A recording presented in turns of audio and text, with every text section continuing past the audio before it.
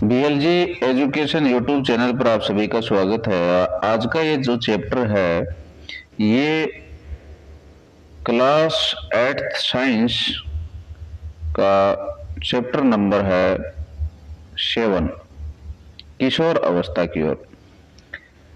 और इस चैप्टर का जो पहला क्वेश्चन है आपको स्क्रीन पर दिखाया जा रहा है, इसको देखिए और आंसर देने का प्रयास कीजिए। इससे पहले आपको इस वीडियो में आपको देखने को मिले होंगे चार्ट्स वगैरह, तो उनके अंदर इंपॉर्टेंट क्वेश्चंस हैं, उनको भी आप पढ़ें, बारीकी से आ सकते हैं एग्जाम के अंदर।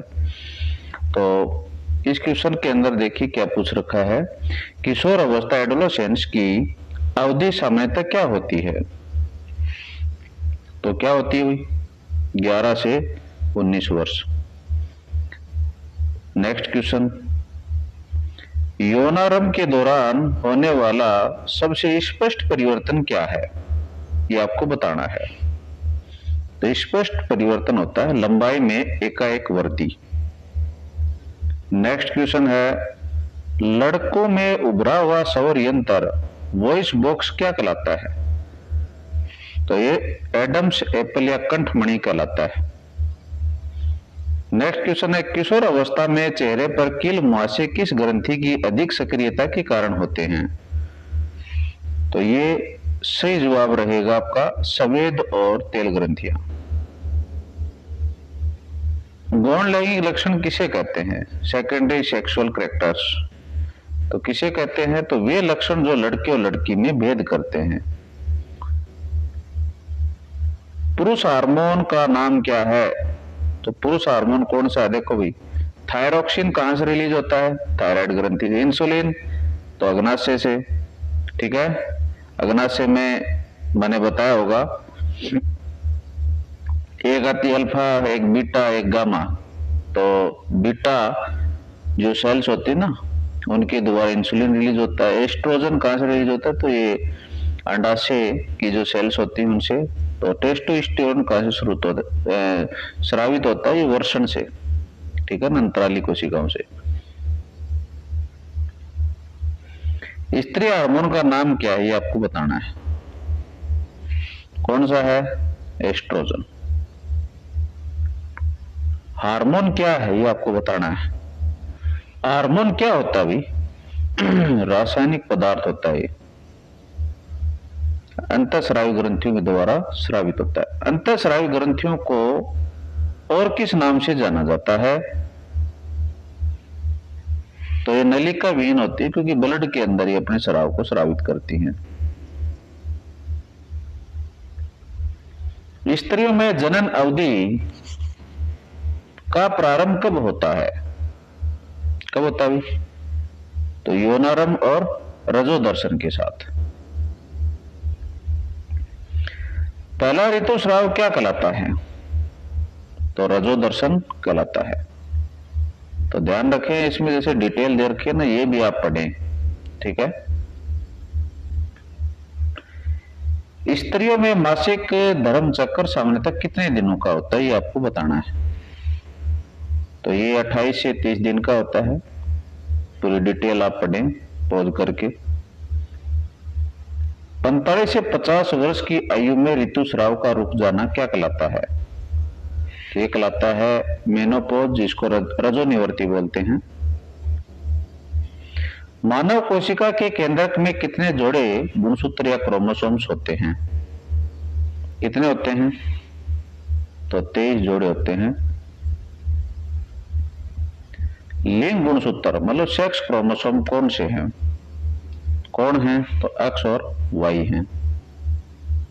नेक्स्ट क्वेश्चन है, स्त्रियों में कौन से लिंग गुणसूत्र पाए जाते हैं?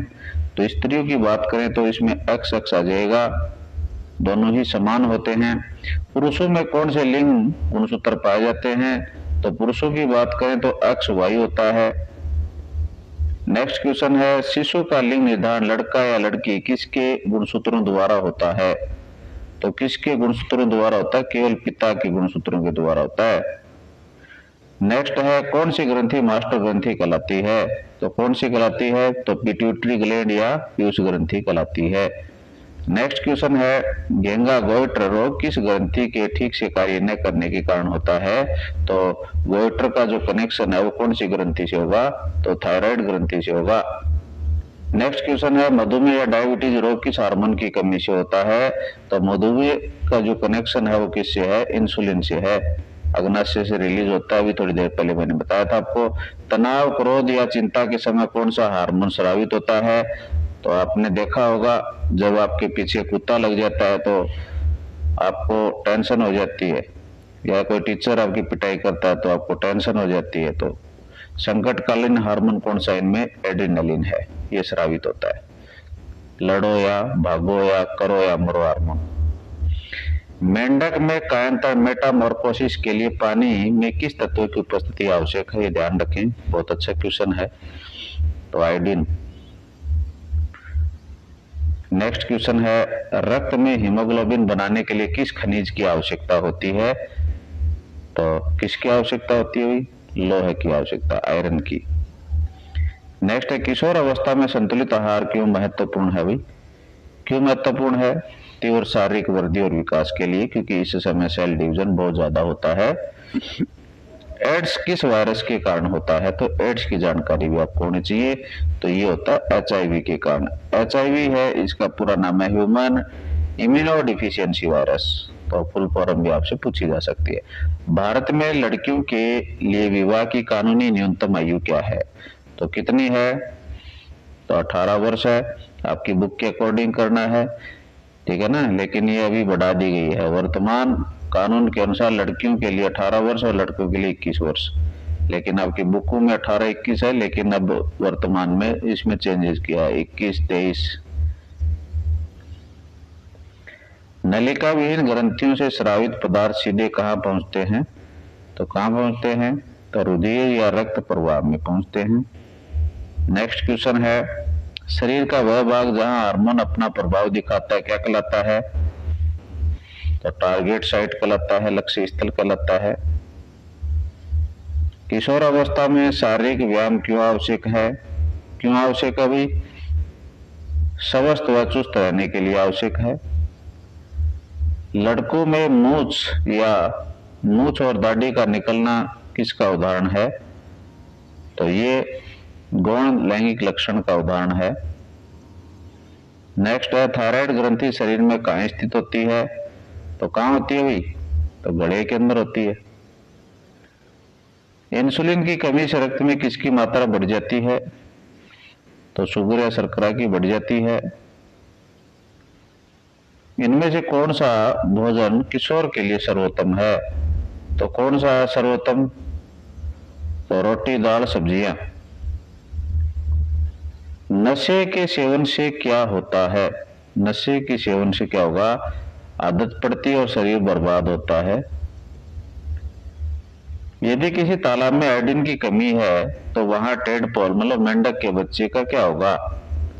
क्या होगा? वे वयस्क मेंढक नहीं बन पाएंगे। एड्रिनल ग्रंथि कहाँ स्थित होती है? किडनी के ऊपर होती है, वृक्क के ऊपर होती है।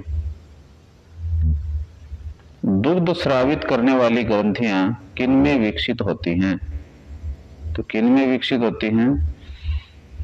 केवल स्त्रियों में। नेक्स्ट है, किशोर अवस्था में व्यक्तिगत स्वच्छता क्यों आवश्यक है? जीवाणु संक्रमण से बचने के लिए आवश्यक है। नेक्स्ट है, हमारे शरीर में रासायनिक नियंत्रण और समन्वय कौन करता है?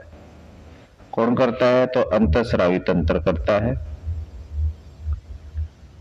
शुक्राणु में गुणसूत्रों की संख्या कितनी होती है? तो शुक्राणु में कितनी होती है? तो 23 अयुग्म हैप्लॉइड होते हैं, 23। अंडाणु में कौन सा लिंग गुणसूत्र होता है? तो अंडाणु में कौन सा होता है? तो आप बताइए, केवलक्ष।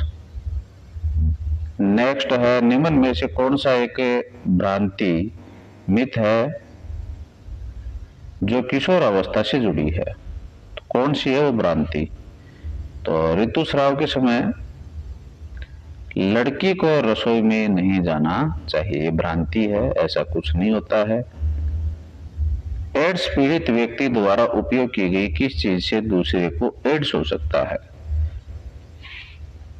तो सिरिंज या सुई साझा करने से।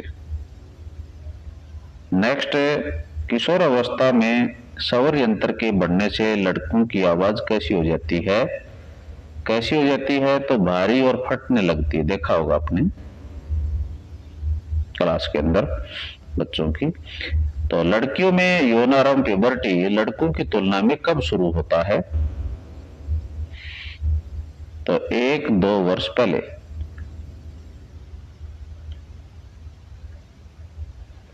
किस ग्रंथि को नलिका विहीन ग्रंथि कहा जाता है?